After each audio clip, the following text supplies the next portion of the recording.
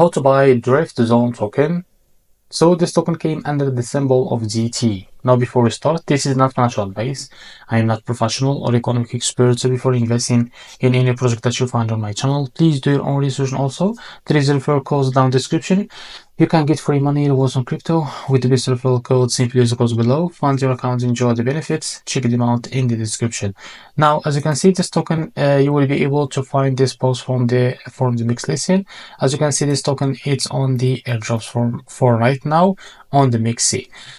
So as you can see, they said that this pair will be available for trading on 20 February on 12 UTC. So until that date, so if you don't have an account on MEXC, go down in the description. You will be able to find the referral link. Go and create an account on MEXC on it and fund it with USDT. So until that date, go to your account, copy this token symbol and go and paste it on the search. You will be able to see this pair.